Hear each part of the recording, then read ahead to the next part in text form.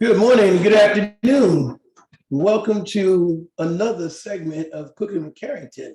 Today we're gonna do something a little bit different, guys. We're gonna do a little bit of chilling and grilling. We're gonna do some simple burgers, just real simple turkey and beef burgers. But you know, with us, simple is always gonna be just a little bit of a kick with something a little different that we're gonna just talk about as we go through it. We're also gonna make a real cool cucumber salad. And this salad is like awesome with anything with burgers. You can have it with a grilled fish, or even fried fish. You can have it with a steak. You can have it with whatever you like. It's just a nice, cool summer salad with a little bit of a zip to it. And I think you guys will really enjoy it. So we're gonna do that. And we've got some roasted corn. And the corn is right now, we've got it cooking right now on the grill, some of it. But I'm gonna show you how that we prepare it so that you can do it at home also. And I just wanted to tell you guys, thank you for coming and being with us today. And I'm hoping that everybody's going to be strapped in for a tantalizing, sizzling flavor profile that's just going to develop in your mouth and your taste buds, because it's always a party in your mouth when you're here with Cooking with Carrington. Thank you so much. And let's get ready, strap in, let's start rolling. All right. So first thing I want everybody to do is make sure that you got your burgers set up and ready to go. Also, if you didn't do it, make sure you get your corn right now. And I'll do this real quick and show you how we do it. Get your corn ready to go. So what we do is when you take your corn, you leave the husk on, okay? And you see the corn here, and we'll leave the husk on. And I'm just gonna peel back the husk just a little bit. And we wanna expose those kernels, all right? Now, when I'm talking about the husk, I'm talking about the husk and not the silk. All right, so you'll see the difference when you pull it back some. So the silk is the stringy parts that's inside, real thin, stringy. And I'll show you a little bit right here. This is what your silk looks like, okay, guys? And so what we're gonna do is we're gonna go ahead and get rid of that. And we're gonna take our corn and we leave the husk on, like I told you, and just pull your husk back up, just so they can cover as much of the kernels as possible, all right? And then I should have a little bit of a platter, a little bit of a container that was on your equipment list, and I'm gonna take this container, and I'm gonna take the corn, I'm gonna sit it inside, and then we're gonna cover it with water. And we're gonna let this sit. I like to let it sit for about 45 minutes or so, depending on the time of the year. You know, in the spring, the corn that we get, if you're in the north, your corn is really nice and starting to get those big fat kernels with a lot of flavor. You start to get the bread and butter corn, which has the white and yellow kernels inside. So in the spring, they're kind of nice and puffed up and fluffy if you're on the northeast or northwest or wherever you may be. But when you're down in the south, the spring is not the greatest time to buy corn. The great time to buy corn is like right at the start of summer. But as we get further into summer, like we are now, the corn tends to be a little bit drier if you're buying it at your local supermarket. That's why I like to soak those kernels, get them nice and wet so that they can withstand that heat on the grill. And when we bite into it, it just bursts in your mouth. You talk about that, what a party with the butter that we're gonna put on it. All right, guys, if you notice in your recipes, you'll notice that continually there are items that we continually use, that to always use.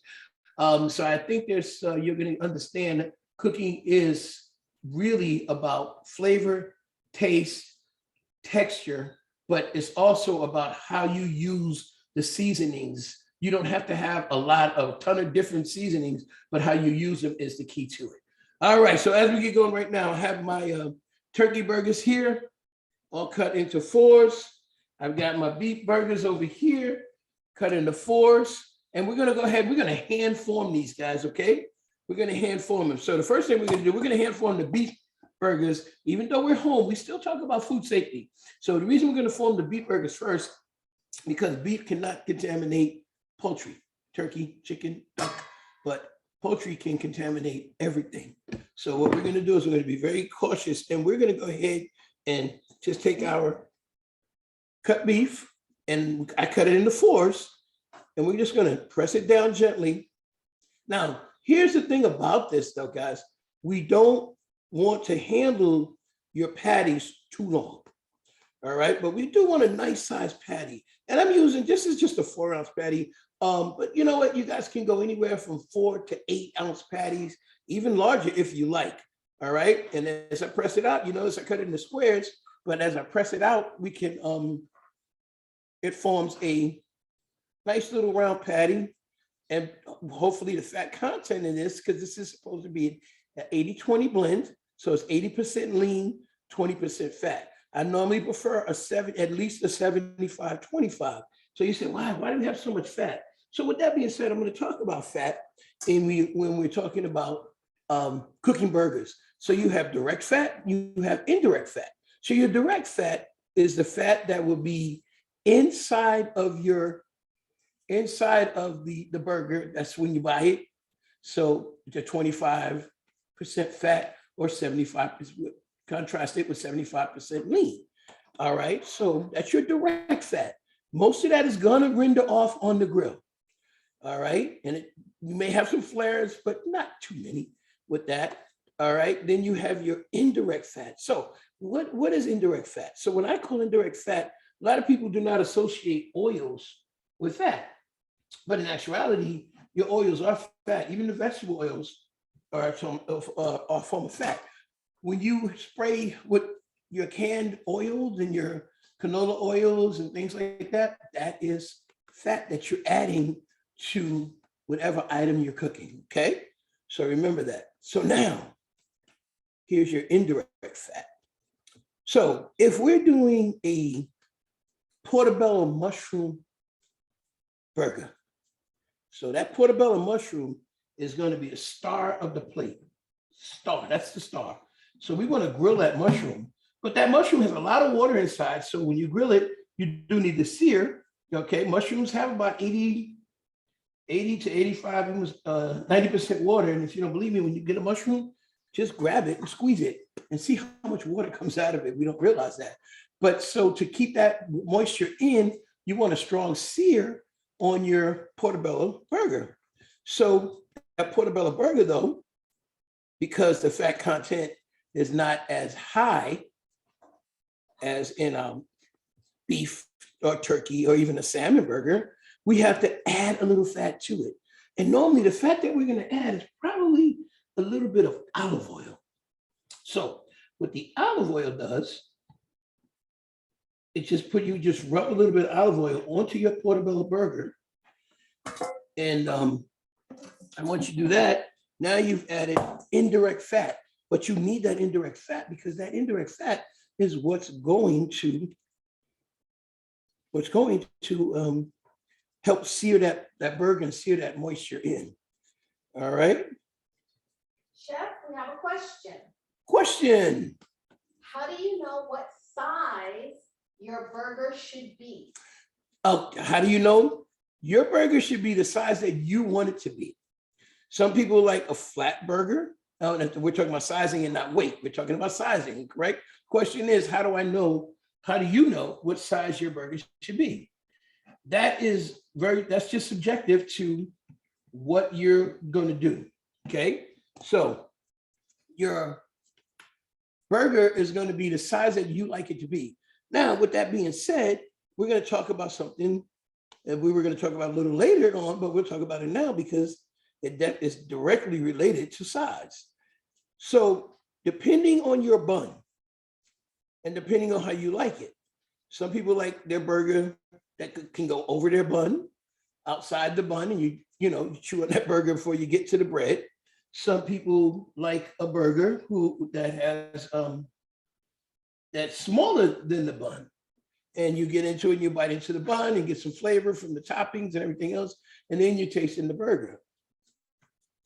So again, that all depends on what you like, the size of your bun and how thick or how thin you want your burger. Some people like a thick burger. I particularly like a thicker burger. Some people like a super thin burger. And what we do with that is we just press it a little bit thinner, as you see what I'm doing with this turkey burger here.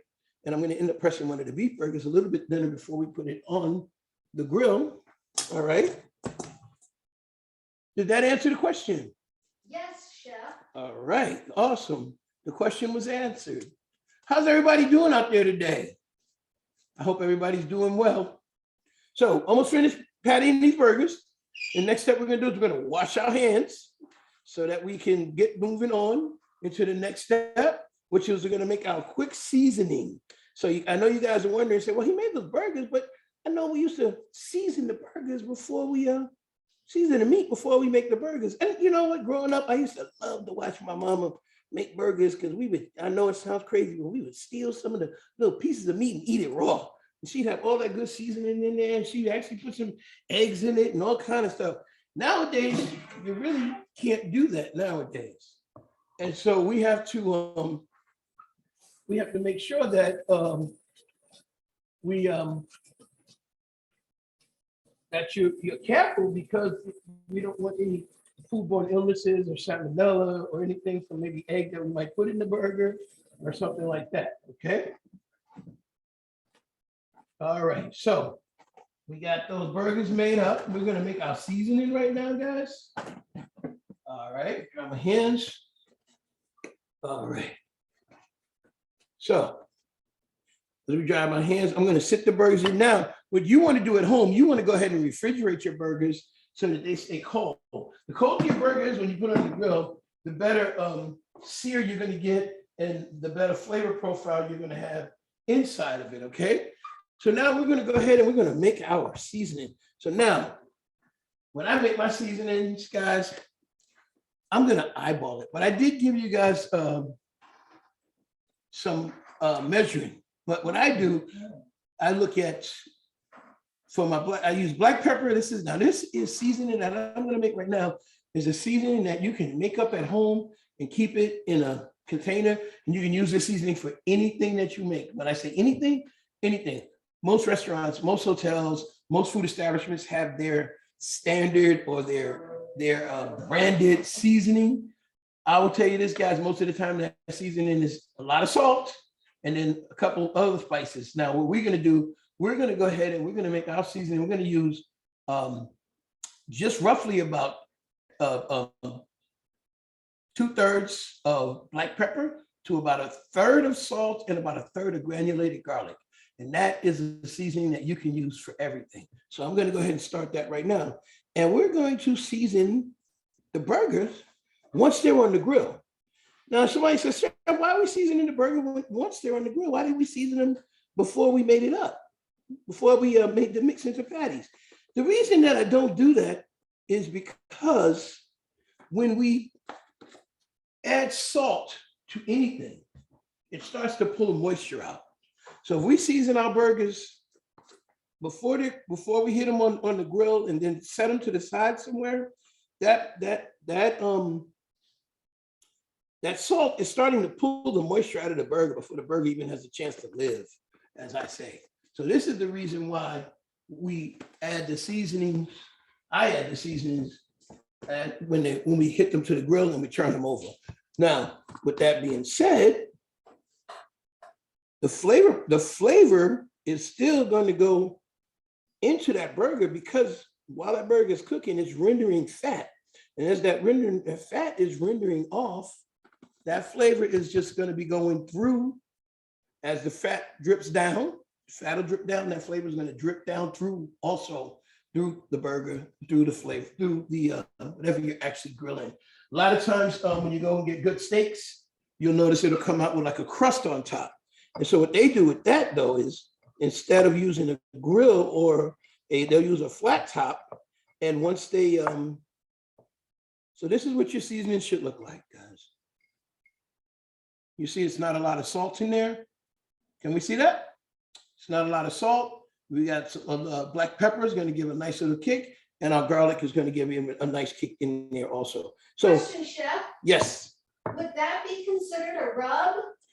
You could use this as a rub. Now, if you use it as a rub, it depends on what you're going to rub it on. So you could use this as a rub on fish. You could use it as a rub on a steak. I was getting to that point about the steak. When you go to eat a steak at a good place, it'll come out with a crust on top, because they'll actually take this seasoning your seasoning, and they'll rub that steak, crust it, and then sear it really good on both sides. And then when you go to cut into it, you wonder why you got that little crust on top, and that is from the seasoning, and they're using it as a rub. This can be used as a rub. For me, there's a couple other ingredients that I would add into this for a rub, especially for pork, or a rub for, say, brisket, or even a flank steak, or any kind of beef. For chicken, I wouldn't use it as a rub. I would just use a sprinkle the seasoning onto it, just for chicken, for poultry. Okay, so we're gonna keep moving right along here. Any other questions? So no questions. Awesome. So we got the corn going. I showed you how to do the corn, right? We're gonna make the butter for the corn right now. Okay, guys. So when we make the butter for the corn, what we're gonna do is you have some softened butter out. And when we have the softened butter out, what we're gonna do is we're gonna take it and we're gonna go, excuse me a minute there. So we're gonna take it, the butter, and we're gonna add the butter into a mixing bowl. So I have butter out here, and I know I said a half a pound or so. So I'm gonna, or 2 sticks would be a half a pound. Again, these seasonings are, what we're doing here now are very subjective to your taste profile. All right. I'm gonna go ahead and I'm gonna add about a half a pound of butter. It's soft, as you all can see. Can we all see how soft that butter is? Yes, We're chef. gonna add that right into the bowl. And the reason I'm making so much, and I tell you guys to make so much again, is because I don't know if you guys were in our earlier classes where we made the orange butter and we made the strawberry butter. But if you guys remember those classes, those butters can last, and you can use them for other things. Same thing with this butter. You refrigerate it, whatever you don't use, you refrigerate, and it'll last. Okay. So I'm going to add a little lemon pepper seasoning to that. All right. And then we're going to go and we're going to add, I'm going to put a little cilantro in mine. Okay. You don't have to put cilantro. I just happen to like the flavor of cilantro. You can put a little bit of lime juice in there if you like. You can put lemon juice in. You can put whatever you like in this butter. But I'm telling you, if you put that little lemon pepper in that butter, a little bit of cilantro, we're going to set that to the side. This is going to be an awesome, awesome dish for accompaniment to your corn, which we already started on the grill and it's going. So you say, but I'm not going to use that whole bunch of cilantro. You're correct. So this is the cilantro bunch. It's pretty inexpensive here. And this is what I pulled off of it. So what am I going to do with the rest of this cilantro here? A couple things. You can wrap it in a moist, not wet. You can wrap it in a moist paper towel, put it down into your vegetable section of your refrigerator.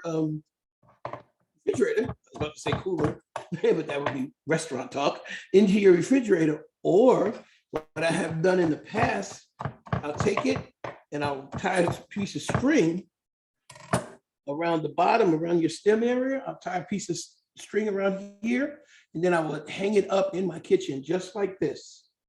All right, just on a little hook against your cabinet or wherever you would like. You want it to make sure that that it's not going to be touching anything on the bottom. And what that becomes is it's going to dry it out, and you're going to have dried cilantro. And so again, it's a dried herb. Whenever you're making anything, hey, you guys want to make some Tex-Mex food, onions, tomatoes, a little bit of dried cilantro, picks up everything. I love the flavor of cilantro. I love the smell of it right now. If you guys are doing what I'm doing, you're smelling what I'm smelling. It has an amazing, amazing smell to it. And again, if you guys have checked out our blogs, I talk about cilantro in our blog because it's a very versatile herb. It's used in Tex-Mex food, Mexican food, a lot of Thai cooking, a lot of Oriental food is mixed in. A lot of people don't realize that, but the other part about it is this is the flowering or the leaf part of the cilantro that we have right here. But yes, can you give me 1 second? I'll grab that question. But the bottom of it, which they don't sell, the seed of it is coriander. So we have an herb on the top, cilantro, and on the bottom we have a seed called coriander. which is a wonderful, wonderful, oh my God, the flavor profile of coriander is amazing. I see there's a question out there. Yes. Question, how much stem Mhm. of the cilantro did you include in the part that you chopped? So what I did is on this one, I just took just the top part, just the flowering part, the leaf part. But the great part about cilantro is where other herbs like fresh basil or parsley, the stems, you really don't want to chop them and put them into your dish. Cilantro, you can use the entire plant itself. So, but the reason I'm only using the top is because I want to keep as much, the way this cilantro is tied, I want to keep as much stem as I can so that when I hang it, it still stays sturdy and it doesn't start falling out. Okay? Did that answer the question? Yes, chef. All right. Again, you guys are noticing, normally you'll see me using measuring spoons, but for a dish like this is all, again, all subjective to your flavor. What do you like? What do you want? How strong do you want it? How mild do you want your seasoning and your flavors? All right. So this is the reason why I did give you something to go by a guide. And if you remember again, if you've been with us for a while, I always talk about cooking is an art, and it's like a roadmap. You can get, as long as you get to your desired destination, it doesn't matter how you get there, as long as you get there safely in one piece and the flavor is great. So with that being said, now with baking is a science. So if we're baking something, we are going to have to follow it to a T. Otherwise, it will not come out the way it's supposed to. All right. So that's mixed in there. You see that? I tend to mix, when I use butters, I tend to mix a lot of different things in there, just because it gives different flavor profiles. I learned that years ago. You can see that there. I learned that years ago working in one of the top hotels in the world. Actually, it's the Trust House Forte in Manhattan. It's housed the Polo restaurant. And I learned that what we did with steaks there, every steak had what they call maitre d' hotel butter put on top of it as it went out. And people used to wonder, like, man, these steaks are so great. Why are these steaks so good? Well, the maitre d' hotel butter is what did it. And what they did in the maitre d' hotel butter, they actually just put salt, pepper, and a little garlic, and they put chopped fresh parsley and a tiny, tiny bit of lemon juice. Now, I didn't add any lime juice to this. I know it's in the recipe. For me, what we're gonna do today, I didn't want the over citrus, but the lime juice will give it a little pop and a little spark, and you can add lime juice into yours if you like, and I think you'll love it. All right. So this is our butter. The edge off. Okay. Yes. How's that look, guys? Delicious. You can actually eat this just by itself. I'm telling you. And if you get a really good butter, there's some really good butters out there. They come from the European butters are pretty good. I can tell you that. There's one in particular, the butters that come from Ireland. They are totally amazing, guys. Totally, totally amazing. All right, as we move on, we move along here. We're gonna go ahead and we're gonna go and start. We're gonna make sure you start your grill. If you're using your grill, if you're in the inside grill, you can start your grill now. Get it a nice and medium. Don't turn it all the way high, but get it to medium right now.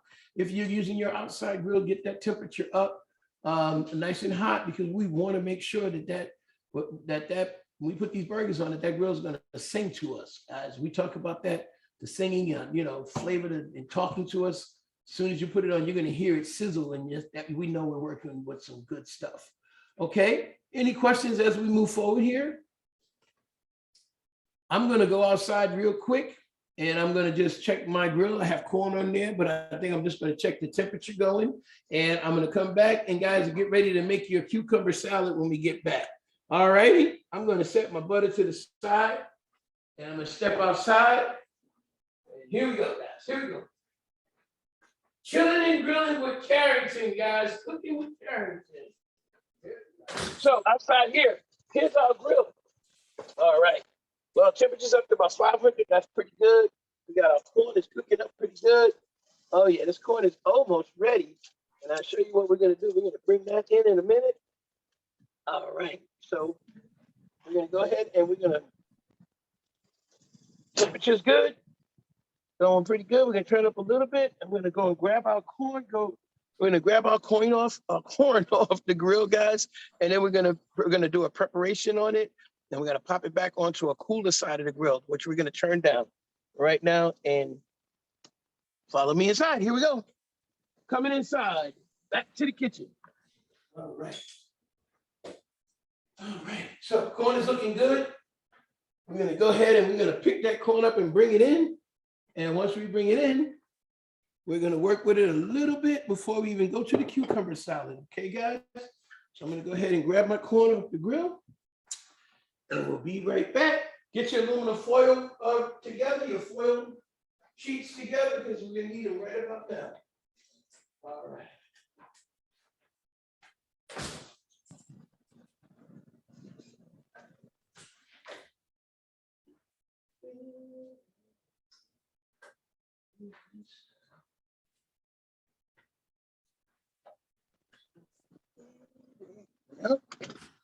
All right. So we're gonna go ahead and we're gonna catch this corn off. Oh yeah, this corn's been cooking for about 45 minutes or so. If you look real good, you can see what I'm talking about on the husk. You got this, maybe see a little droplets of water on the husk. That's moisture that started coming out. This is what we want. You want to see those husks turning? Now, there's certain types of cooking where you use the actual corn husk by itself. And here, down here in Texas, and while we're down in the South, there's Tex-Mex cooking, something called tamales. And so when people make tamales in Mexico, Mexico, they use corn husks to wrap them. In Honduras and other places, they do the same thing. So they use corn husks for a lot of different things. Corn husks, banana leaves, they're all used for different things. Mexico in New Mexico, corn husk is used for a lot of different items that they use. Also down in Chile and South America and Peru, where the corn actually grows, the kernels actually grow 10, 20, 30 times bigger than these kernels here, which these are nice sized kernels, guys. But they grow so big and they just do different things with the corn, but they always use the husk. So remember, the indigenous people couldn't waste anything wherever they lived, wherever they were, and wherever they came to, and they had to learn how to utilize everything to the best of their advantage. I'm heading back inside right now, guys. And we're coming in and we're going back over to our cutting board here. So get your foil sheets out. Get ready to do your cucumber salad. So here's the great part about this corn here. Now, what I'm gonna do is we're gonna get this corn. I'm gonna set this foil here, and I'm gonna take this corn and we're gonna pull the husk off now. If you can, sometimes you can, sometimes you can't. Corn is still hot, so be careful. I don't want you to see that steam coming up there. See that steam coming out? That corn is hot. I don't want you to burn yourself.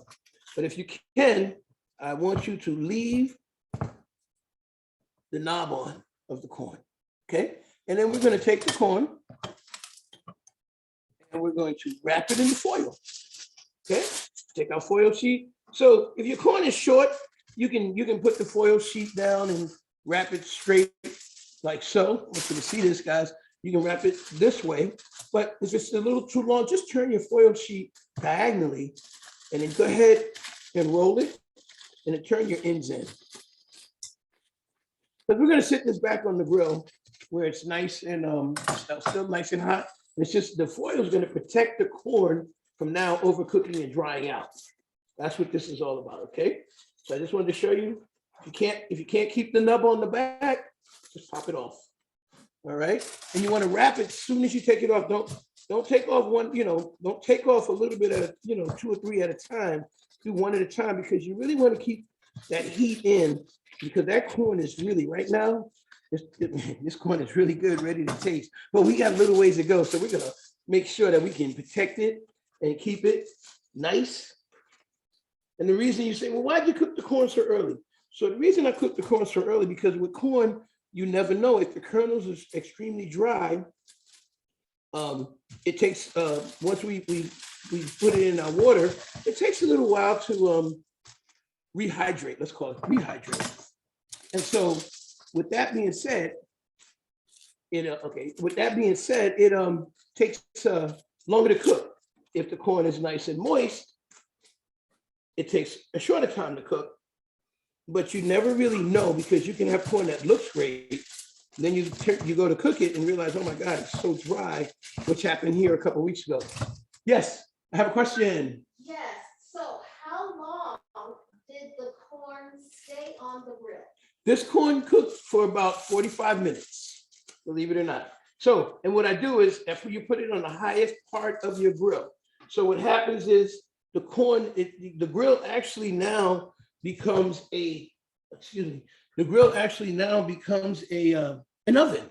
And so what we're getting is what we call radiant heat. So it's going all the way around the corn as opposed to, we're gonna get direct heat when you'll see when we put the burger right onto the grill.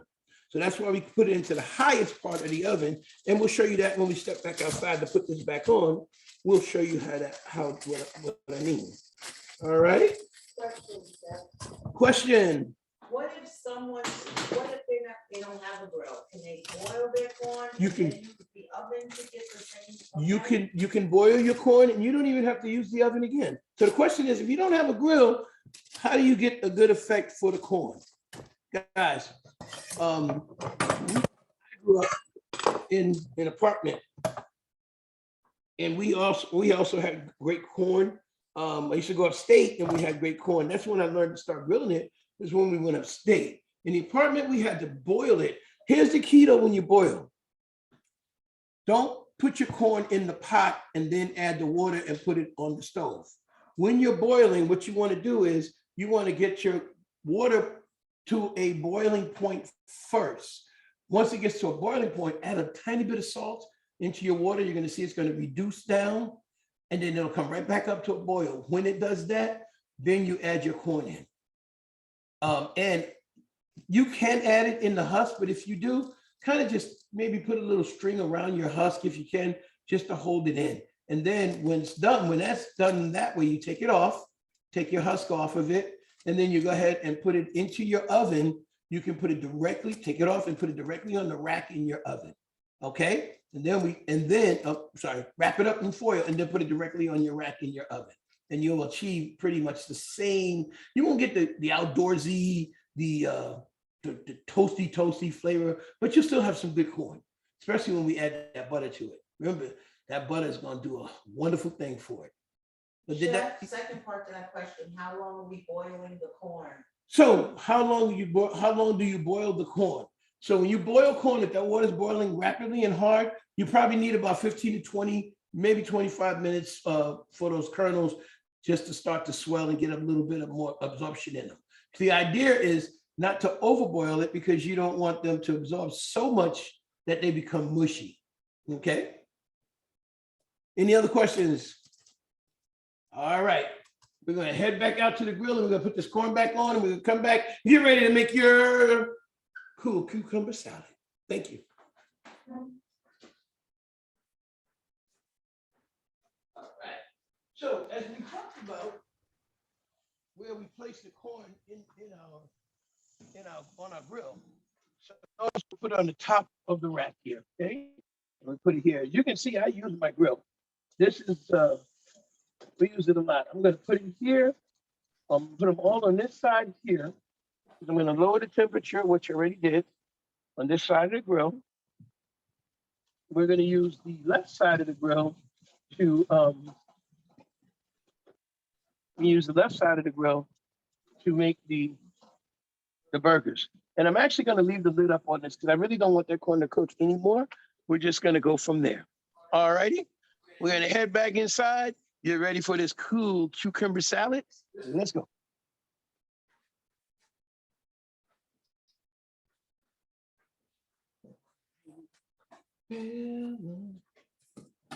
So, cool cucumber salad. Really quick. I'm gonna use the bowl here.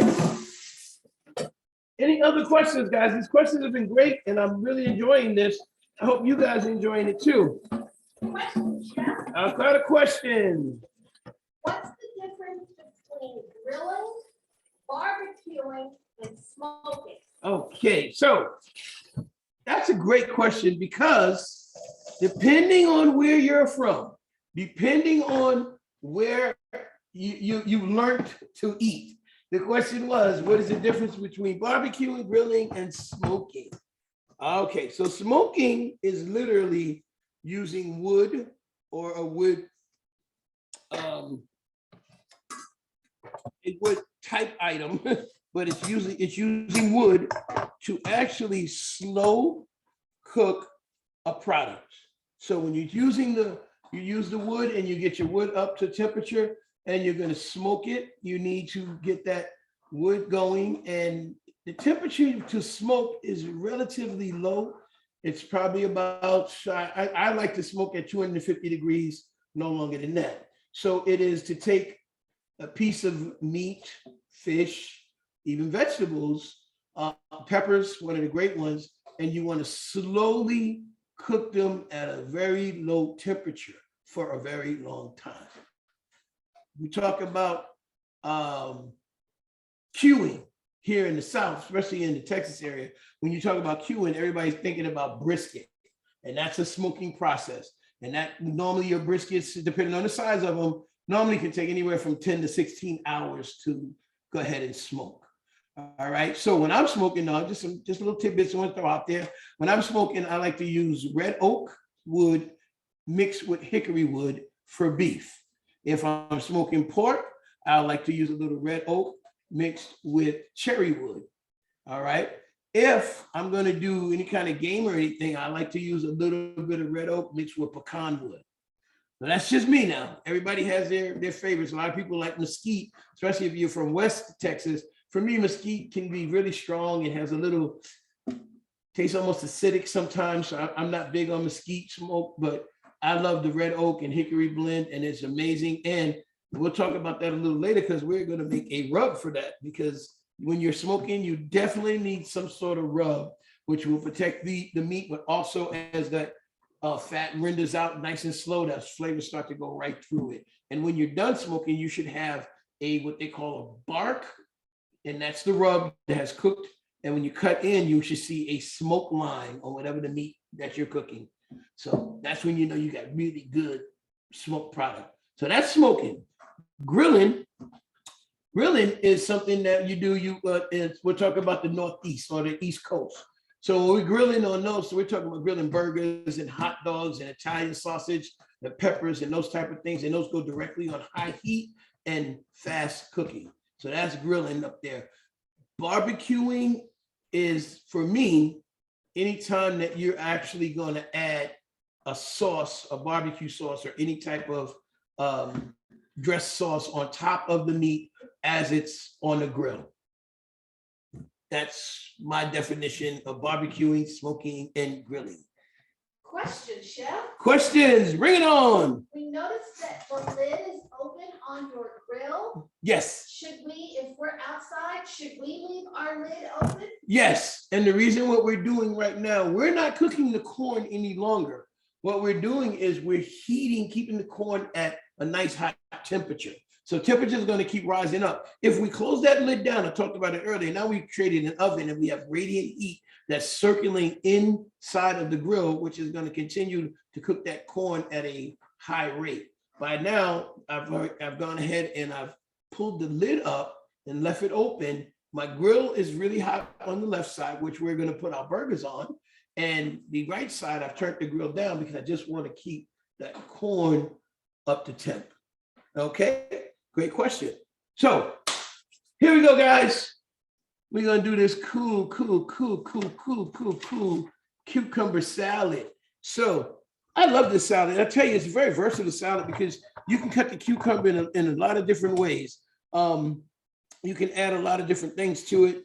You can omit some things that you may not want in it. So again, we're gonna go ahead and I'm gonna show you. So get everything out. Make sure you have your olive oil, your balsamic vinegar, your honey, and you can have cilantro or whatever else you may want in there. So I know I tell you on here, mix all the ingredients together, and that's great because I want you guys to start understanding the flavor profiles. When I make this salad, I cut everything, put it in a bowl, and I add the ingredients separately. Now, what we're gonna make is essentially a honey balsamic vinaigrette is what we're gonna be making. All right, so a vinaigrette is anytime that you bring oil and vinegar together, and we don't have an emulsifier, which could have been mustard or it could be an egg yolk or something like that. But it's anytime you bring oil and any type of vinegar together and seasonings and herbs, now you're dealing with a vinaigrette, okay? So first thing we're gonna do here, we're gonna take our trusty cucumber, all right? This year, for some reason, cucumbers haven't been that great. And I don't know if it's just here because they're either coming really fat and soft or they're really long, thin and hard. Now, I have cucumbers in my garden that have not come up. It's the first time that I ever did that, and I don't know why, but as I've been talking to other people in our area, they're having the same issues, okay? So, got these from the store, not out the garden. All right, guys? So I'm gonna peel my cucumber real quick. So when you peel something, guys, you always want to try to maintain the shape of the item that you're peeling. So a lot of times you see people go to peel and they go like this. You're actually ruining that product that you're peeling because now it's lost its natural shape. You probably pushed a lot of the juices out, or with potatoes in particular, you pushed a lot of the starch out, and along with that goes a lot of the vitamins. Okay, because underneath the skin of, talking about potatoes now, underneath the skin of potatoes is where you have a lot of the good part of the potato. That's where your vitamins and everything are. So what I do is I start from end to end. Start at the top and we go down. Push it, then we turn it a little bit to the side and we go down. Okay, same thing. You can do this with a potato, you can do this with a carrot, you can do this with anything you're peeling, and we want to maintain the shape. And as you see, there will be a little bit of green left on there, and we're going to go back and pick those up. But for the most part, you see, you notice all of the peel is coming off. Now, sometimes when I'm making certain things with cucumbers, I don't mind having some of the peel on. But again, like I said, lately this year, we've been finding that the cucumbers are they almost have a very acidic taste to them. So I definitely want to make sure that we get that peel off. I'm going to turn it around and go back and just pick up the rest of that peel and get it all off. So if you notice, we don't have a lot of choppy parts of this cucumber. It's still nice and round. It's not a lot of pieces chopped up and things like that. So that's just to show you, just keep the shape of the product that you're peeling, okay? All right, so now I'm gonna clear my board off. I would have normally done this over the garbage, guys, but I want you to see what I was doing, so we did it on the board. So now, get this all off the board. Do we have any questions about that peeling? No questions. All right, so what I'm gonna do now, a couple things with your cucumber. I'm gonna cut the end off for one. Taste it. These are pretty good. All right, so I know y'all don't want to watch me eat cucumber. Chef, what are you tasting Cucumber, to say that it tastes good? the cucumber. They asked me, what am I tasting to say that it tastes good? The cucumber. I remember I said I was taking the ends off, so I just tasted the end of it. What should it taste like to know that it tastes good? Cucumbers should be moist and juicy. That's number one. If they taste dry, they're not going to be, then they're not good. It should be really juicy. When you bite into it, should get a burst of water or cucumber water into your mouth. And I'm still eating it, and it's really good. And so that's what it should taste like. And it should not be acidic. It's not going to be sweet, but it should not be acidic either. Now we could actually cut this cucumber into rounds and put it in the salad.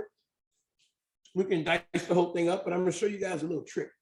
I'm gonna cut the cucumber long lengthwise, right? Now, everybody knows that it's eating cucumber, a lot of seeds inside, right? Let me see all those seeds. Can you see them? Yes, chef. All right, what I'm gonna do, I'm gonna take the back of my peeler and I'm gonna go over the garbage. And I'm gonna use that back of my peel, and you can do this with a spoon also. And I'm gonna scoop the seeds out. This is good for people who may have diverticulitis or anything that will upset their stomach. You see that? Yes, chef. Now you could also take this cucumber boat and you can fill it with a cream cheese mixture with herbs and spices. You can fill it with some great thing to fill it with is some caponata, which is an eggplant dish that you make, and you can fill it with that and slice it and just eat it like that. All right. It's also a good way to get kids that don't like vegetables to eat because they can play with it and see different things. So I'm just scooping those seeds right out. All right. Now, we're gonna come back. And again, you might still have a little bit of green on it. I'm just gonna cut that little green off. We don't want the hard part in our salad. Now I'm gonna go back and I'm just gonna slice it. Now, you can slice this as thick or as thin as you like, okay? Any questions? No question, chef. All right, so we're gonna add into our bowl. Mix it around. You notice, guys, I use my fingers.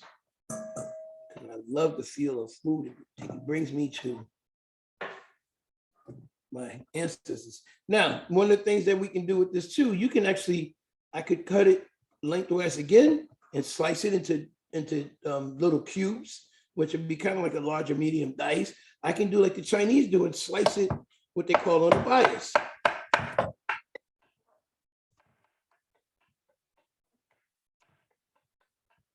Now, the Thais, people from Thailand, they'll slice this on a bias and they'll actually cook the cucumber.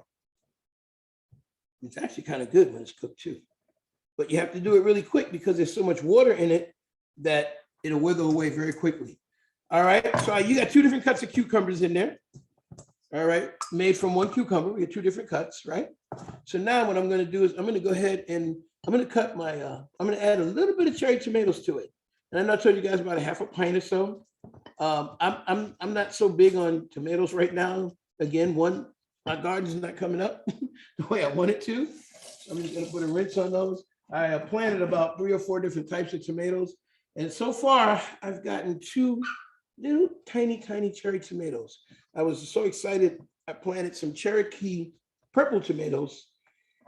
And so far they haven't come up yet. So I'm just waiting to see what we're gonna do. So I'm gonna take these little cherry tomatoes bought from the store, and I'm gonna cut them in half lengthwise, okay? Then I'm gonna go ahead and cut them in half again widthwise, all right? And then we're gonna add those just like that into the cucumber, all right? So just so you can see. So cucumber and tomatoes are a natural dish. Cucumbers, tomatoes, and red onion, you can put anything on it and it's gonna taste really good. All right. That's just to let you know. This is a very Mediterranean style, healthy dish, if you wanna say that, part of the Mediterranean diet. All right. And I wanna make this first because before we start the burgers, because I wanted to get the flavor rolling together inside of this, okay? So I'm just gonna toss it a little bit, just so they brush up against each other and they start to marry, all right? But doesn't that look good so far? All right. So any questions, guys, so far? Is everybody with me? No question, chef. No questions. And now we're gonna do a little bit of red onion, okay? Yeah, a little red onion to this. Slice the red onion. Again, I cut it from the root end first, and I don't cut all the way through because I pull back to get me some of that skin. So when I go back the same way on the other end, I'm gonna do the same thing. And then we're gonna pull that off. See how that comes off? Garbage. So we don't have a bunch, I'm not standing there scraping the peel and trying to get all that stuff off. It's very, very easy that way. So I'm gonna cut it in half. So I'm not one that really loves onions. A lot of people do. So what I'm gonna do for this, I'm gonna actually, I think I'm gonna dice these a little bit more because I want a good contrast in the salad, different textures, different flavor profiles, and different look. It's gonna make the salad just stand up better on the plate, okay? So now I'm gonna come across, I'm gonna do a cross cut on here, down. Okay, now I'm gonna turn it, lay it down this way, and I'm going to cut again, okay? And now I'm just gonna come across it. Now I can make these as big or as little as I want, all right? And that's how we're gonna do that. And we're gonna add that in. And that's all the onion we need. Well, that's all the onion I'm putting in. If you like onions, be my guest. You can put in so much more, and that's a great thing, okay? All right. So we're almost there with this salad. But while that's going on, I'm just gonna walk outside and check my grill again. I just want to check my corn. I'm gonna move it around, switch the ones that are on the bottom up to the top, and the ones that are on top, down to the bottom. All right, let's see how they go. It looks like they're doing pretty good. Nice and, oh yeah. So what I'm looking for now, when I'm turning these, I'm looking to make sure that there's no burn marks on the foil. Okay, guys? So if there's burn marks on the foil, that means that the heat is up too high and it's starting to burn the corn. Okay, so that's nice. They're still nice and silvery and shiny and bright. So that's really good. And we rolled them over and we just switched them around. So whenever you're cooking, you always have to check your items. Make sure you stop and check. No matter what you're doing, stop and check whenever you're cooking something. Okay. All right, let's move on back inside. All righty, I'm going back. I'm gonna finish up the cucumber salad. And it looks like we're doing okay. All right. So with the cool cucumber salad, a couple things we're gonna put in that I really like. These are some of my favorite things. One is balsamic vinegar. Balsamic vinegar is a vinegar. Most of the time it's made, I can tell you a story about it. I don't know how true it is, but I can tell you a story about balsamic vinegar. But then most of the time they're made in Moderna. They have it's a vinegar. If you think about it, if you never had it, it's a vinegar that is a cross, it seems like it's a cross between vinegar and wine. So it has a nice flavor profile. It tastes great. And it's a wonderful dish. I mean, wonderful item to add to just about any dish. All right. Question, chef. Question. Are all balsamic vinegars created equal? No, they're not. And again, whenever you're dealing with vinegar, you always want to get at least, when you look at it, at least a 7% acidity level or higher. All right. And so, like anything else, some are better than others. The bottle, don't look at the bottle because the bottle looks fancy, doesn't mean it's always going to be better. But that's something that you have to play with and taste and see what you like. That's just one of those things. Okay. So first thing I'm going to do, remember our seasoning mix that we made? I know it doesn't say it, but I'm going to add just a tiny bit of it to our salad. All right. Now, whenever I use vinegar and oil, again, this is subjective. I use, again, 1 part vinegar to 2 parts oil. Okay. Because otherwise the vinegar is very strong. But I'm just going to sprinkle some on here now. All right. Oh, yeah. You see the color of it? Can you see the color? Can you see the color of the salad? I'm going to show it to you a little bit better. Chef. So that's the vinegar. That's balsamic vinegar. It's very dark. It's weird. I know I said I was going to tell you a story about balsamic vinegar. We're going to hold it for a minute. So I had a friend of ours years ago come over to eat. And he's a country pastor. And he loved pork chops. So what I did was I marinated pork chops with a little bit of balsamic vinegar and some other seasoning and flavors that I like. And he said, black pork chops. I never had black pork chops. I told him, I said, but you black, you've been eating black pork chops all your life. He said, I mean the color. He said, the color. I said, well, you taste it. He loved it. And this is way before Twitter and everything else. But he said, I'm gonna let everybody know I had some black pork chops that was so good. We put them on the grill. I'll never forget that. I just laugh about it. Every time I see him here and there, I remind him about the black pork chops and he just falls out laughing. All right. So, but that's not my balsamic vinegar story. My balsamic vinegar story goes from this. I was working with a famous French chef named Patrice Bollet at the Polo Lounge.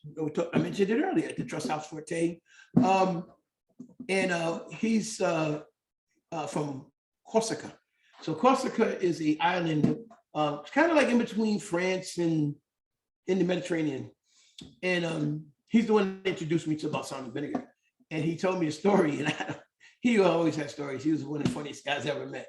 But he said what happened one time, Napoleon Bonaparte was on a conquest and he was traveling through all the islands and off of the coast of France and everything. And he was conquering these places.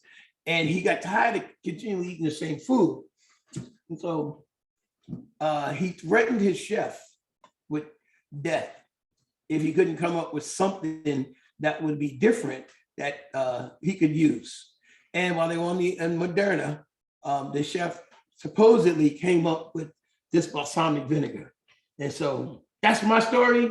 I'm sticking to it because that was his story and he stuck to it. So that's how I know balsamic vinegar to come about. I'm sure there's other things that happen, but that's how he went. So I'm gonna add a little bit of honey. Honey, honey, honey. And we could add a little bit of mustard, but I don't want to add mustard to this dish here, guys. I'm just wanting to keep this simple. Again, this is very simple. I'm going to toss it around, get those flavors flowing. I'm going to put my little fingers in there and taste it. Oh boy, that looks good. Does that look good, guys? Yes, chef. That look good. Question. We have a question. Chef, why do you not put mustard in this? In this particular dish, so I use mustard when I make my honey balsamic vinaigrette. Because when I'm making the vinaigrette, excuse me for being rude and tasting as we go. I'm getting a little more honey to this now.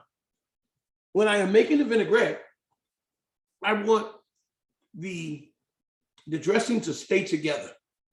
I don't want separation between the oil and the vinegar, okay? So that's why when I make a vinaigrette like this, I would use mustard as it's called an emulsifier. So an emulsifier is something that brings two items together that would not normally contrast oil and vinegar. So that's why I use mustard. It also has a great flavor. You could also use egg yolks, but the egg yolks won't give flavor. And in this day and age, you gotta be careful using raw eggs. So that's why. Yes, another question? I'm gonna add a little more honey to this, guys.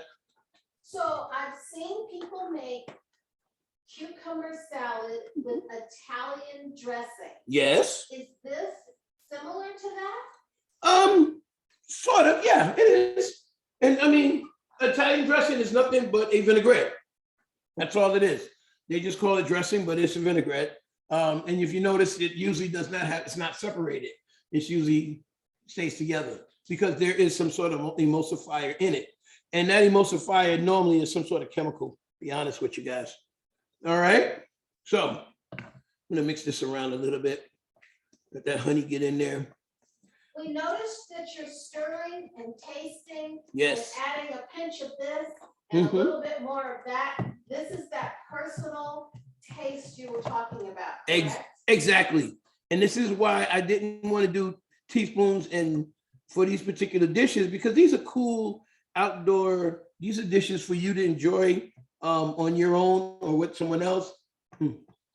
There's dishes that I really enjoy, but as you can tell, but it's all subjective. These are very subjective. This salads, vinaigrettes, using these type of items are all very subjective to your particular taste buds.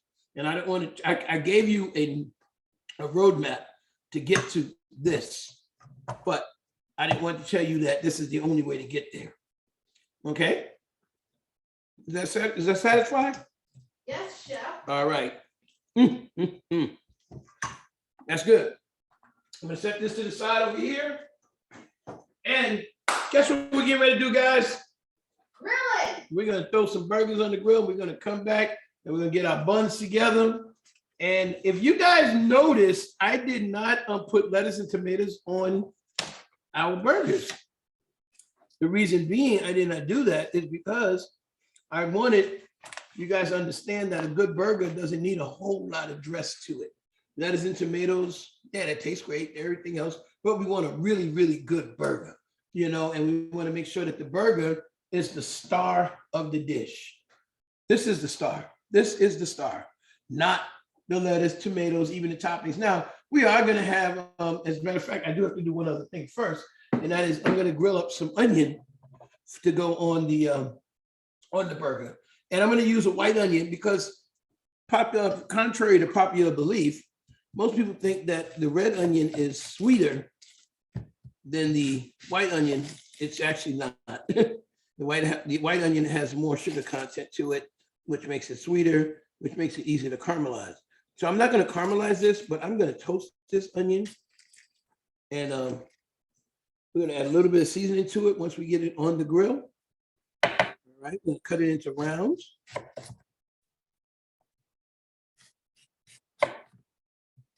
Okay, we're going to add some seasoning to it. Get it on the grill, turn it around. Actually, I'm going to put a little flat end on here, just so that I think I told you guys that before in a couple other classes. If you're cutting something that's round, just get a little piece off so that you can make it flat, so that it's easier to handle, so we don't cut ourselves, because, you know, I can cut myself too, guys.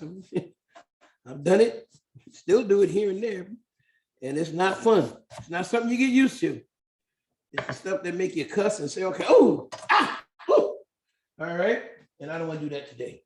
So that's why I went ahead and I did what I just did. Put a little, and it does, if you guys notice, it doesn't really change the shape or the outcome of the onion. Even the ones that didn't cut all the way through, I'm going to, didn't stay around. We're still gonna use those, okay? And I told you guys, I am not one to really, really like onions. So you'll see, here we go. We're gonna go ahead and go out onto the grill right now, and we're putting burgers on. We're putting onions on. We're gonna come back and we're gonna finish. We're gonna get our buns together for the grill. And then we're going to add a few toppings, a little cheese and some other items. Are we all set and ready to go? Any questions? No questions. All right, coming up now, heading to the grill. So left side of the grill is hot. Right side of the grill is not so hot. Let's all keep it our corn hot. Yes, indeedy, indeedy. All right, so we're gonna go ahead. The hottest part of the grill gonna be to the back. Can we hear that?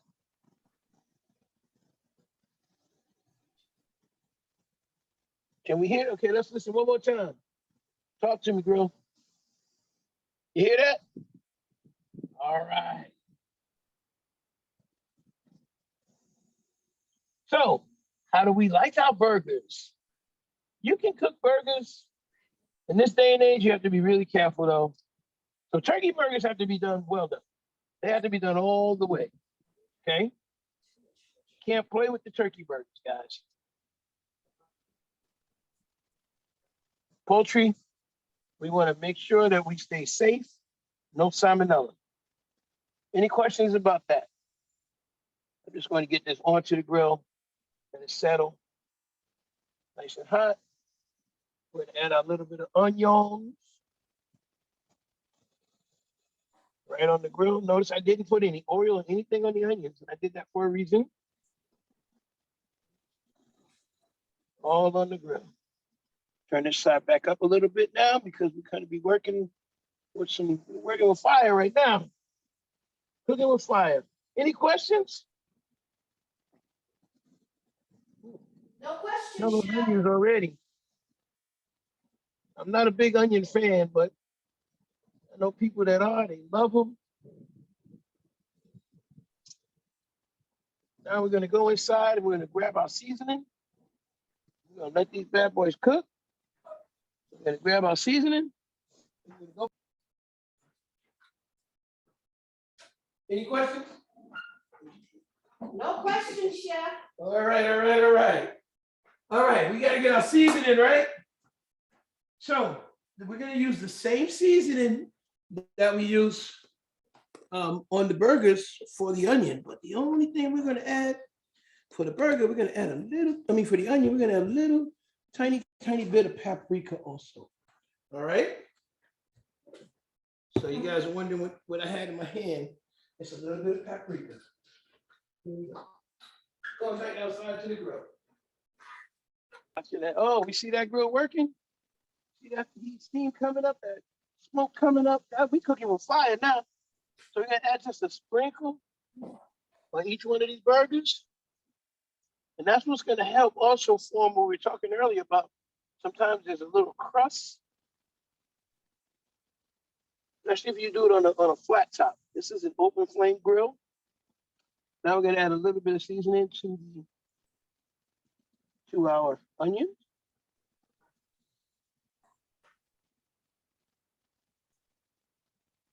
Come back.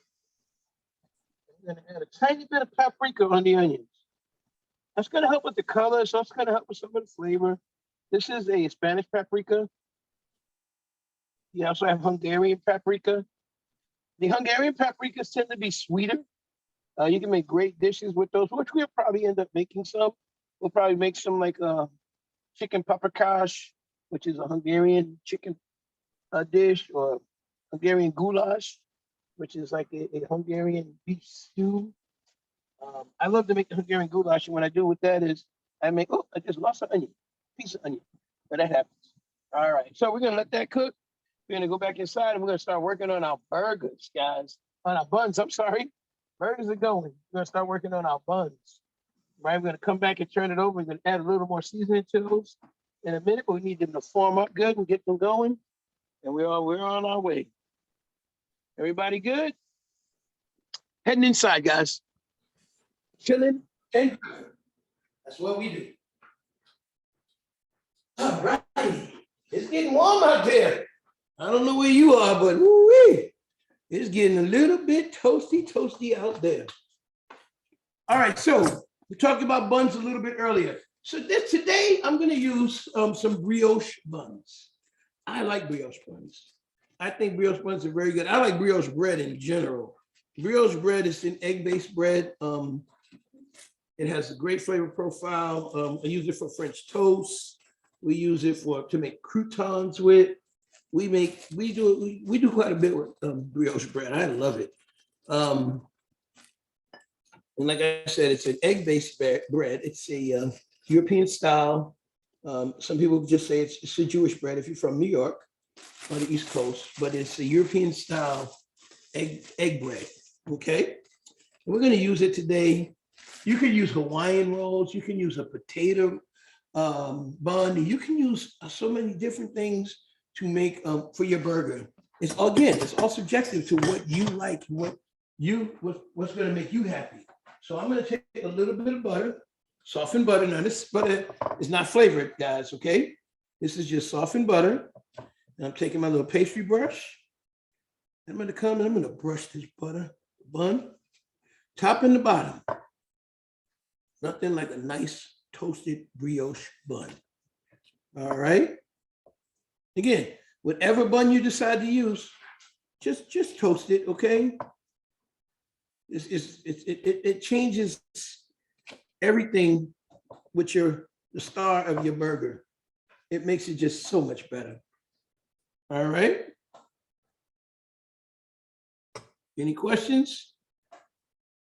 No question. All right, we're winding down here, guys. We're getting ready to get ready.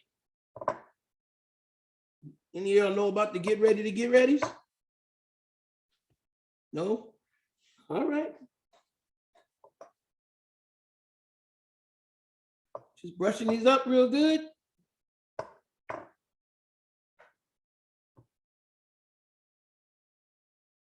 Well, let me show you the inside of one before we go any further. So you notice the coloring of it and the texture of the brioche bun? You see those openings look like holes? Those are called cells.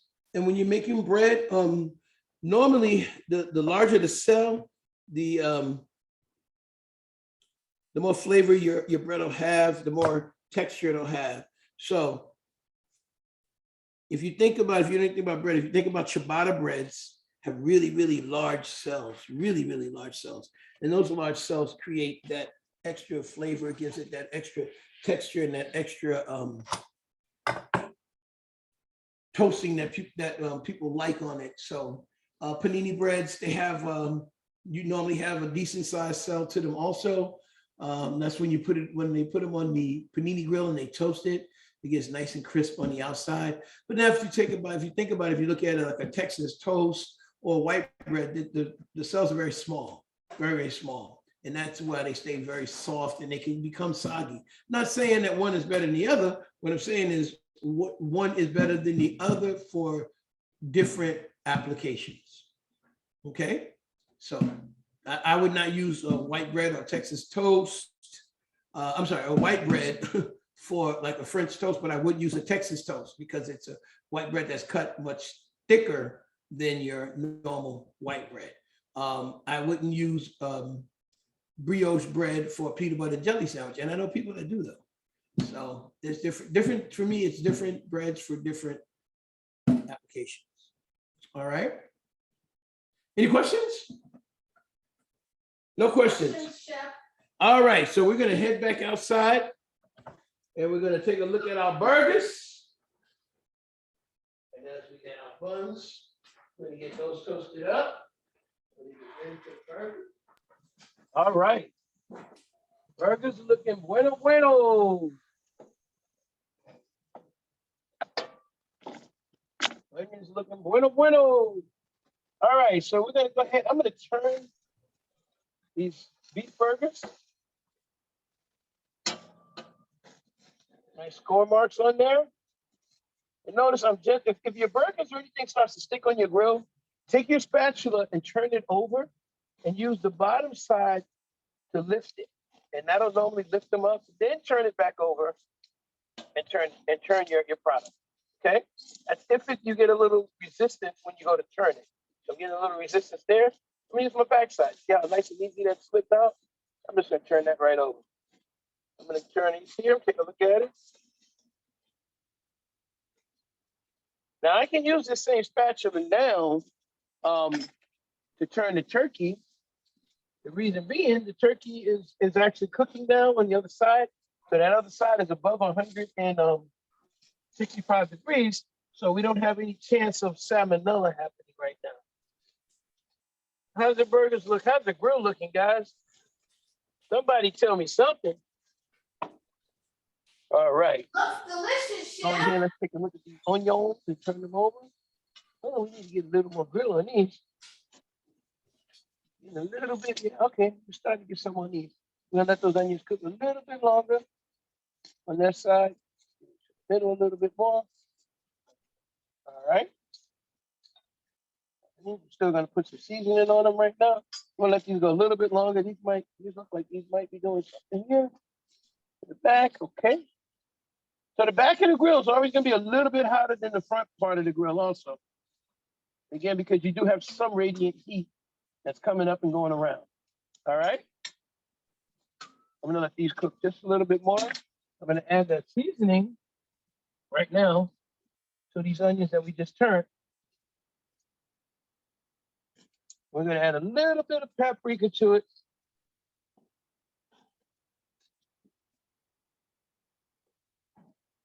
Oh, the burgers sound good. They smell good. Once you add that seasoning in those burgers,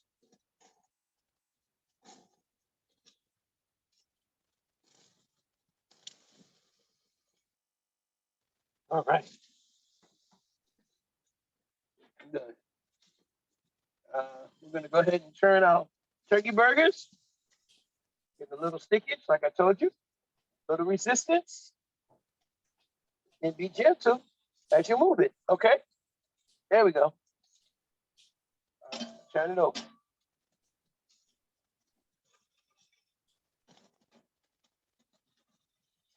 Again.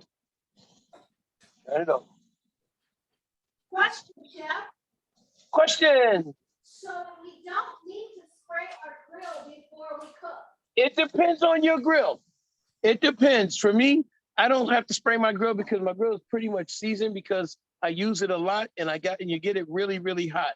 There's an old saying, a hot pan, some people say a hot pan and coal oil, nothing would ever stick. A good hot grill that you keep brushed down and clean, you'll get, even if you get some stickage, it'll be okay. And you don't have to add any oil to it. One, when you use the spray, again, you're adding fat to our product. And two, we're also spraying onto some open flames oil. So you'll get those flare-ups. So, but I told you guys that have that oil, your grill spray, just in case you need it for your grill. Now, a lot of times in your indoor grills, I'm not going to name any name of grills, but when you're indoor grills, you may have to spray those for some reason. They start out well seasoned, and as you start using them, the season goes away. So you do have to spray those, depending on how often you use it. Okay. So now, and I'll be honest with you, if this started to stick really bad, I would spray on top and the sides of these items so that when I turned them, they would turn over. But I'm getting a little bit of resistance. You'll see a little bit of protein stuck on there, and that's okay. A little bit's not going to hurt. Again, and it's really dealing with the heat. You really want to have really high heat. So this one to the front because the grill's a little cooler. It's got a little more sticky. You can see there's some left there. I'm not going to worry so much about that. Okay, and just to show you. All right, turn that one over. All right, we're going to season these again. One thing that I will tell you, I do not like to turn a burger more than once. One time should be sufficient. All right. Now, over on this side of the grill, which is not as hot, we're going to go ahead and start laying down our toasty bread. We're going to keep touching our corn, making sure it's still nice and hot and holding well. We're going to get ready to do what we do. All right. Okay. Toast these bad boys up. And that down a little bit. See how we're getting flare-ups? Now that flare-up is coming strictly from the butter that's going down on it. And I don't want to burn the butter, so we're going to go ahead, take a look at it. It looks good. We don't want, one thing you don't want to do is we don't want to cook with flames. We cook with heat, not flames, guys, okay? So I got a couple burgers here on this end here. They're going to be kind of medium rare or so. What I'm going to do, I'm going to go ahead and I'm going to add a little bacon to those. A little bit of bacon and a little bit of a couple different things. We'll see what we got. We got some bacon and we got some cheese. And we're going to add a couple of these side. We got bacon and cheese. We're going to add to those. They're going to come off as a nice medium. All right. And we'll do a little secret to how we add the bacon. Any questions?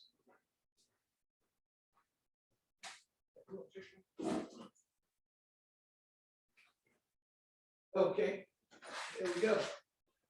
So what I'm going to do, can I get a little assistance from my production staff?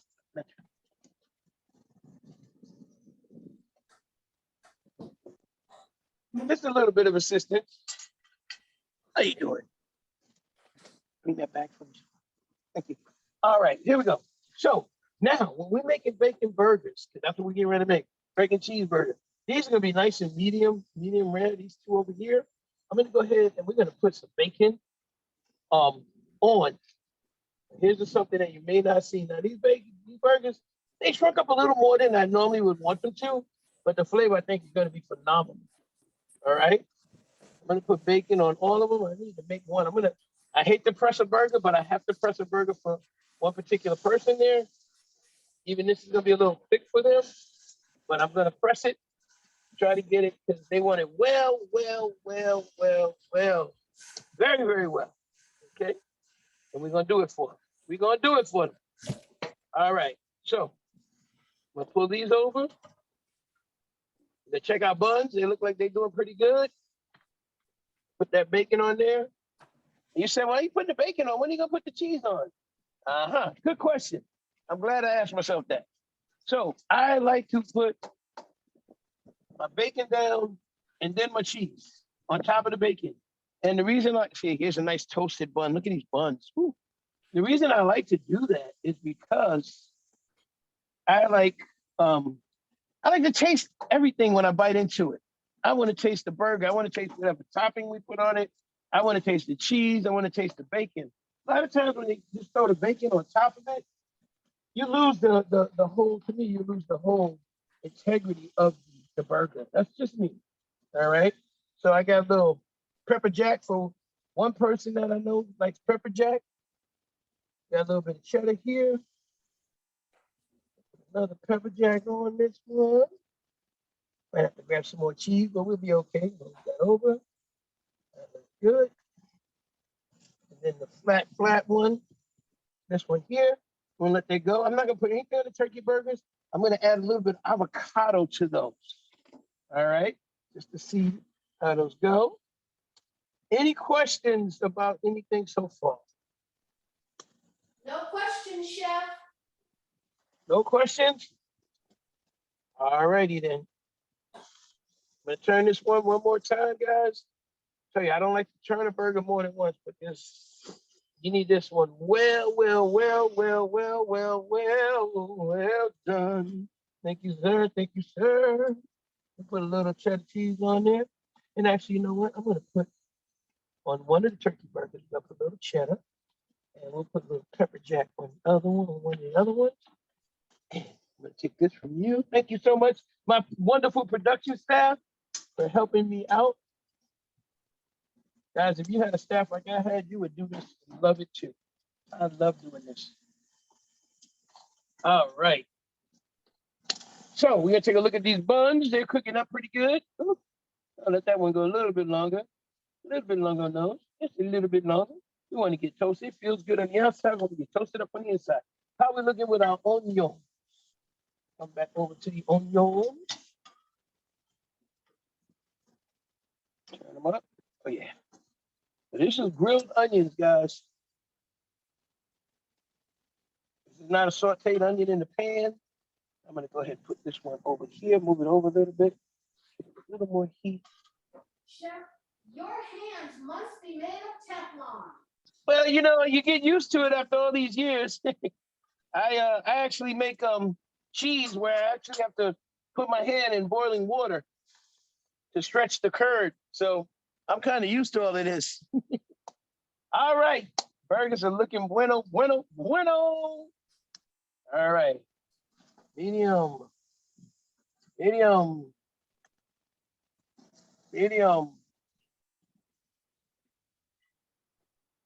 Where'd the bacon go? No bacon. This is the well, right? This is the well one, right? How are we gonna know it's well? I'm gonna put a piece of onion on top of it. All right. So turkey burger. Guys, we got any questions yet? Turkey burger. No question, chef. Turkey burger with cheese. Cheese. Well, turkey. Buns are just about done. Look like we having fun. Oh yeah, we're gonna go with these on. They nice and toasted. Woohoo! There we go. All right, we're gonna take our proteins in, and we're gonna take our buns in, and we're gonna come back and we'll grab some onions and these other turkey burgers. Actually, I'm gonna go ahead and take those turkey burgers off right now. Oh yeah. So people say, you know, how do I know this is done? There's different ways, different feels. Well done meat is going to feel tough like the bottom of your hand, palm of your hand down to the bottom. When you get a medium or so, it's going to be along the edges. So there's different ways, but you know, you just have to figure those out as you go along, what works for you. The best thing to do, though, and I didn't have it with me, is a thermometer. Well done beef is going to be about 165 degrees or more. Medium beef, look at that, guys. That look good? All right, we're gonna head back inside. All right, I'm gonna set these up on the side. So we're saying, well done beef is gonna be 165 degrees or more. Your medium is gonna be about 150, 155 degrees, medium well. Your medium rare is gonna be about 145 or so, and your rare is gonna be below 140. I know people who eat used to, I don't know if they still do in this day and age, used to eat what they call black and blue. Black and blue is when they take the burger or the beef and they just sear it on one side and sear it on the other side, and then they go from there. Guys, we are about to get it on. I'm gonna go grab our corn off, and we about to rock and roll. Any more questions, anything? Like, I'm gonna get the corn, we're gonna grab the corn, and I'm gonna grab the other 2 turkey burgers off, and we're gonna go from there. Any more questions about anything, guys? All right, No questions, Chef. here we go.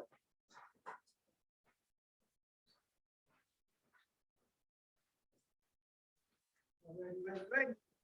We got our onion, we got our corn, we got everything. Ooh, you got bacon left. I got bacon for my cameraman since he's so wonderful. Give him some bacon. Thank you. All right. That's the amazing Jacob. Gets me through these days, guys. All right, corn coming down. Yeah, I may have Teflon hands, but I could grab it too. I don't want y'all to think that I couldn't grab it. So we got it. All right. Onions, again, these are just the grilled onion, guys, not a sauteed onion. All right, it's just grilled. We like a nice grilled onion. How's that bacon, Jake? It's good. So we cooked that bacon on the grill also earlier. What you can do, we don't add any seasoning to it. We just put it on a pan, not directly on the grill. All right. So we see, I want to show you, this is something that you guys need to know who grill. So we see all this stuff here that's the residual that's stuck and left over. We got cheese here, some cheese. We got some protein here. All of that stuff is a little bit left. What I'm going to do is I'm going to close the grill down now and leave the temperature up.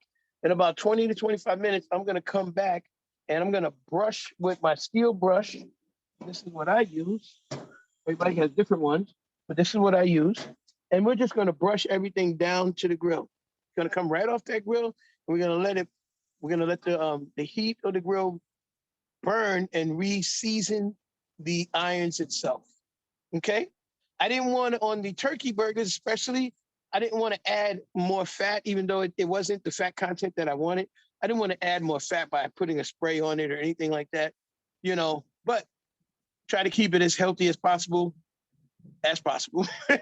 But again, we can make the adjustment here now at the end of this process. And I can show you a little bit what's going to happen right now, just because I closed it for a couple of minutes. Temperature hasn't risen all the way up, but it's rising right now. But I'll show you. And what I do is I'll just take this and right here, just watch what happens. I'm just going to brush. You see what happens? Because my grill is well seasoned. See? Did you see those residuals that were there? Now on this end, this is going to have to cook a little bit longer, and then I can brush it down, and it's going to come right back to looking like this. All right? So you don't have to put a lot of oil and stuff on your grills, guys. I don't recommend it. I want you guys to, just keep this healthy as we can and as safe as we can. I'm always worried about people spraying a grill with anything, especially if the grill is on, because then that's an opportunity for a flare up or a fire or both. Okay, we're gonna go back in. That was my PSA for you guys on safety. All right, heading back in. And we're going over. Thank you. So we have our cucumber salad, we have our corn, we have our burger, we have our butter for the corn, right? We got our turkey burgers, we have our beef burgers, we have our toasted buns. I'm gonna go wash my hands real quick, and I'm gonna do one other thing that I like on a burger. I'm gonna go ahead and I am going to, you guys can watch this. I am going to take a We're gonna do an avocado. I like avocado on burger. Anybody else like avocado on their burgers? All right, so when I do my avocado, I'm gonna take my knife and I'm gonna hit right down, go right to the pit. I'm gonna spin it, the knife around, keeping the knife inside the flesh of the avocado, all the way around, full circumference. And then I'm gonna take it out and I'm gonna twist it. Okay, so I'm not gonna use this whole avocado right now. A lot of people say, well, avocado's gonna turn black, you won't be able to use it. Not true. If you leave the pit in the avocado and we wrap it in plastic nice and tight, I'll be able to eat this for the next 2 or 3 days with my eggs in the morning, and I love it. Or I might chop it up with a little bit of red onion and a little bit of those cherry tomatoes and make a little bit of guacamole. There we go. Or I might just make me a BLT with avocado later on, but don't tell anybody. All right, here we go. So now, instead of scooping it all out, I'm just gonna slice. It's a couple ways that you can do this. I'm just gonna slice down. All right. I'm gonna come back and go around. Be careful, guys, with your hands with this knife, with your knife, okay? I'm gonna come back and go around, just around. I'm staying inside of the skin, but just hitting the flesh of the avocado. And again, if you get any little resistance, take your knife and just twist it a little bit, all right? And coming around again. You're gonna feel that avocado just loosen up underneath, okay? Here we go, guys. Are we ready? Is everybody ready? Okay. I'm gonna grab a couple more paper plates because we are grilling, chilling, like we're the villains. Here with Cooking with Carrington. So you can go and visit us at cookingwithcarrington.com. That's our website. You can go and visit us at Cooking with Carrington on YouTube. And you can also go back to our website and check out our blogs. We put out at least one blog a week with different tidbits and different snippets of things to come and things that we're doing and helpful hints for just everyday living and everyday eating. So that everybody, when you're eating, that you can definitely have a party in your mouth all the time. That's what we do on a daily basis, guys. So I want you guys to make sure that you go and check those sites out for me, okay? And we're gonna finish up and set up one of these burgers for you guys to see. And I hope you all enjoyed the day. And we're not done yet. All right, so here we go. I'm gonna go here. I'm gonna take my toasted bun. I'm gonna open it up. So we have some condiments here, guys. So we have spicy brown mustard if you're on the East Coast. We got yellow mustard if you're on if you're in Central and the West Coast. We have sweet relish. We have ketchup. Those are your basic accompaniments for a burger. Again, the burger, the star of the burger should be the burger. So we don't want to put a whole lot of other stuff on it. We do have bacon on it. We have cheeses on it. We have toasted roll. And if we're going to put avocado on one or two of them. So I'm going to go ahead now. And I am going to take my burger. I'm going to go ahead and take one of these burgers here. Right here, as they say. Right here, we're going to put it on the bottom of the bun. Oh, look at that. Does that look good, guys? Yes, chef. All right. Thank you, thank you, thank you. Now, with that being said, the next thing we're going to do is we're going to take a piece of corn. Corn has a little handle to it, see? All right, I'm gonna take that little piece of corn and we're gonna take our butter. Butter's nice and soft, the corn is still nice and hot. And we're gonna take the butter, we're gonna brush that butter on the corn. See that butter running off? Look at that. Look at that, all up and down. You might have a little bit of silk left on there. We can just pull that silk off and get ready to eat it. How does that look so far, guys? Holy. Delicious, chef. Move this butter back out the way so we can all take a good look at it. All right. I'm gonna go ahead and we're gonna add a little bit of the avocado that we just cut. And watch what happens with this avocado. See that? See how the avocado just slides right out? Now this is cheddar cheese. We also have a couple with pepper jack cheese for my cameraman, Big Jake. All right. Now, if piece de resistance.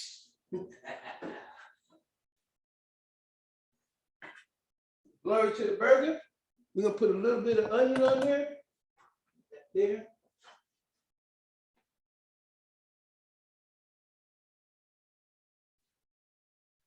Right. And we're gonna take a little bit of our cucumber salad. Cool cucumber salad. We're gonna set it right to the side. Let's just take a look at that burger. How's that look? Delicious, chef. All right. Because we build on it. We build the burger up. We're gonna put a little cool cucumbers on the side there. And notice, you would just do this with a tongue or a slotted spoon because you don't want to get a bunch of the dressing onto the plate. You don't want to wet your butter up and make it soggy. But that is what it looks like. How's that, guys? And that's everything else out of this way. Keep some of the accompaniments there. And let's take a look at that. I'm going to pull this back a little bit so that you can see the entire deal. Voila! Grilling and chilling. We're cooking with Carrington on this wonderful, wonderful Saturday morning. If you're here, afternoon, if you're on the East Coast, and early morning, if you're on the West Coast. We thank you very much again for being with us at Cooking with Carrington. Keep going to our website, cookingwithcarrington.com, so that you can find out all the wonderful good things that we'll be doing in the future. Check out our blogs, they're always informational. Leave us a message if you enjoyed it. Tell somebody else. If you didn't, tell us. Tell us what you would like to see, something that you may want to learn how to cook, or something that somebody you know used to make years ago and you don't know how to make it. We can definitely figure it out somehow. So come on back to Cooking with Carrington. Remember, it's always a party in your mouth for Cooking with Carrington at cookingwithcarrington.com. Thank you. I am Chef Carrington. My production staff thanks you. We all thank you for spending your time. You could have been anywhere else, but you decided to come and spend it with us. We love you for that.